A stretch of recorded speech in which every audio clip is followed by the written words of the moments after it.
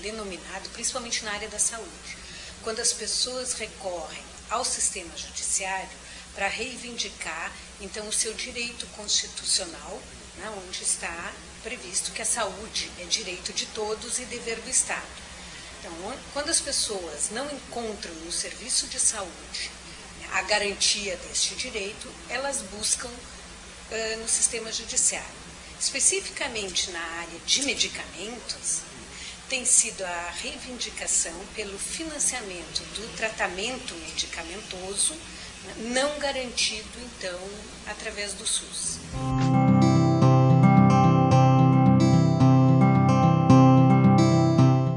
Bom, existe uma gama enorme, né? Existem alguns estudos no Brasil já tentando avaliar nos estados, né, qual é o perfil, então, dessa judicialização especificamente na área de medicamentos. Nós temos um trabalho em Santa Catarina que nós avaliamos de 2005 a 2008, cerca de 9.000 solicitações. Então, nós podemos dividir em alguns grupos. Nós temos os medicamentos de alto custo, tanto aqueles medicamentos que estão selecionados no programa ou no componente de medicamentos de dispensação excepcional, e na grande maioria são indivíduos que não correspondem às exigências dos protocolos clínicos, então solicitam essa medicação via judicial. Ou no caso de medicamentos também padronizados pelo componente de medicamentos excepcionais, ou mesmo da atenção básica ou qualquer outro programa, né, onde há falhas ou problemas de abastecimento e há uma interrupção do tratamento. Então, as pessoas procuram na justiça, né, a garantia desse direito. Nós temos algumas situações em que há fila de espera, por exemplo, para receber um medicamento e a busca pela justiça é, digamos assim, uma forma de furar a fila, né? Então, porque na justiça é bem mais rápido. E existem N outras situações onde não há previsão de tratamento medicamentoso em qualquer uma das listas padronizadas do SUS. Às vezes até não são medicamentos de alto custo, muito antes pelo contrário. Né? Nós, por exemplo, verificamos um grande número de demandas judiciais solicitando insumos para curativo pós-operatório. O que não é um custo elevado, mas muitos municípios só têm esses insumos na própria unidade de saúde e não fornecem, então, para o curativo domiciliar, por exemplo. E aí nós temos processos judiciais demandando esses insumos.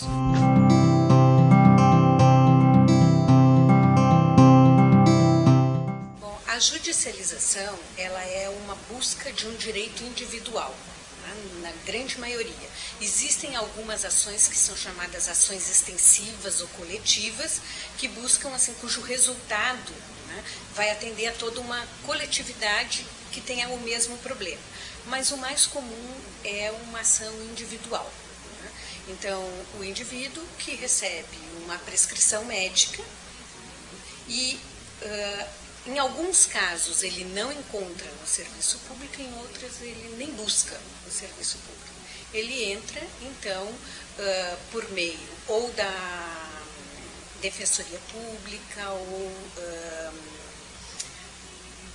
da promotoria ou várias instâncias, ou mesmo um advogado particular.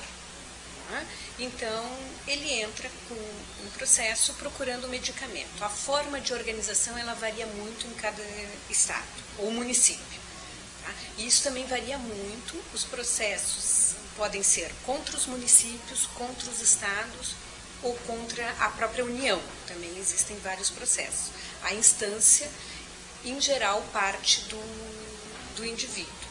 Né? Em Santa Catarina, por exemplo, contra o estado, ele entra com a solicitação do medicamento e deve receber uma negativa, né? Ou seja, que aquele medicamento não é padronizado no Estado, o Estado não fornece, não tem, e a partir dali ele inicia o processo judicial. Né?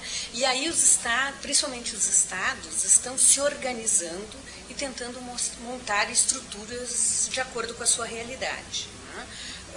Em Santa Catarina foi criado um órgão dentro da Secretaria Estadual de Saúde, um núcleo de acompanhamento das demandas judiciais, tamanho o crescimento que isso aconteceu.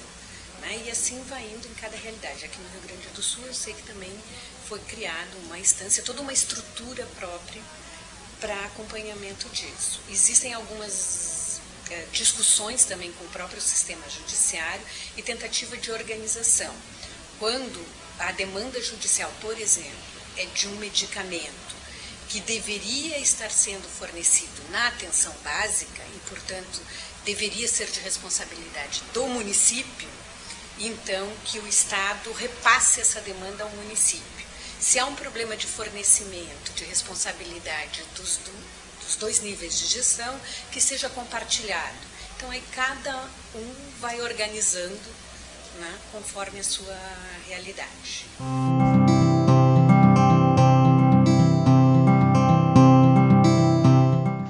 A questão da demanda judicial, né, é que, por ser um processo da justiça, quando há determinação do juiz, né, o juiz estabelece o prazo.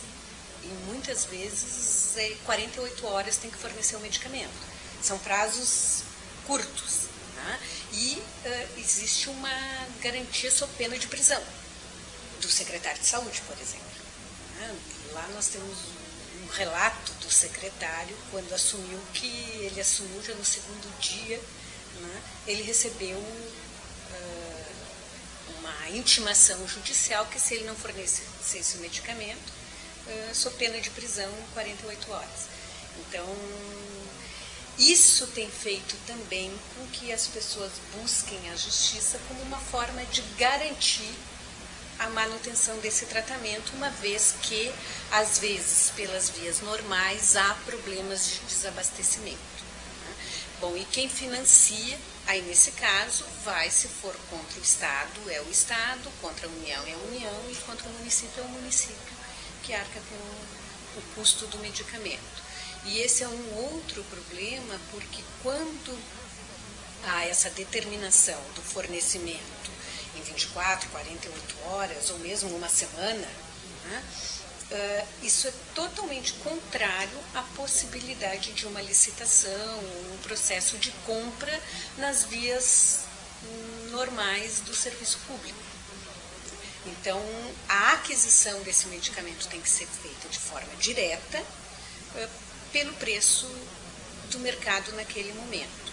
E isso nós também temos visto, que a primeira compra desses medicamentos, normalmente, ela é a um custo muito superior ao que vem depois. Quando são medicamentos de uso contínuo, né, depois de um determinado período, esse medicamento entra na programação de compras da Secretaria de Saúde e passa a ser comprado também por licitação ou dentro da programação normal.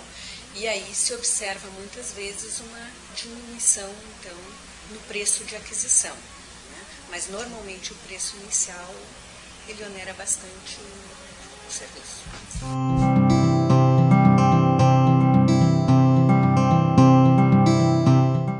Principalmente em relação à programação, né? Porque a demanda judicial, quando ela inicia, não tem previsão de programação nenhuma. Você tem exemplos, né, vários exemplos que ela fere inclusive os princípios da seleção. Você tem no município todo um estudo de seleção, de medicamentos, de organização, né, com base em algumas situações na evidência clínica, né, e o que está sendo solicitado pela judicialização vai contrário a isso.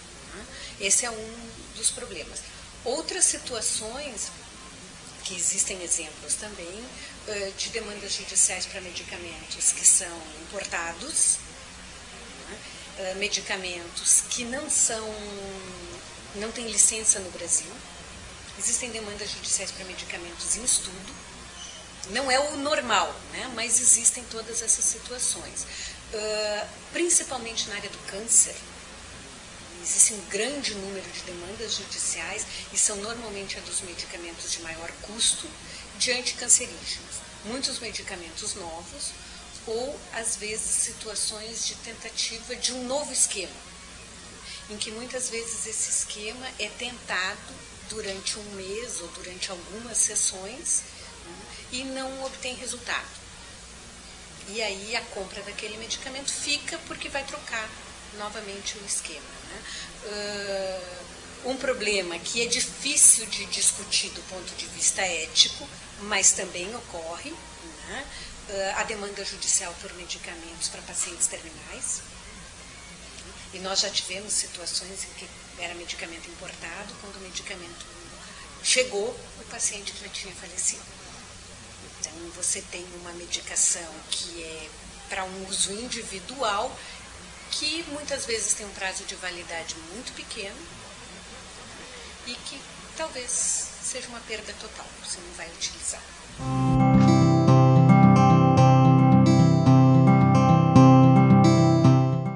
Como o orçamento da saúde, né, é um orçamento limitado, ele não é ilimitado, né, ele tem um valor. Se você vai utilizar esse recurso para adquirir medicamentos que não estão na sua programação, né, existe a probabilidade, a matemática, de que falte recursos, né, em uma outra demanda, né, ou para aquilo que estava programado, ou para algum serviço, para algum investimento, né, é possível que você tenha essa falta. E um outro grande problema, né, é que, como são demandas não programadas, você tem uma desestruturação do serviço. É muito difícil você tem que organizar, veja, é quase um contrassenso, né? As secretarias de saúde passam a ter que organizar uma estrutura para atender uma demanda que não é programável, né? E que é difícil de você organizar, em detrimento da manutenção da própria estrutura para o serviço.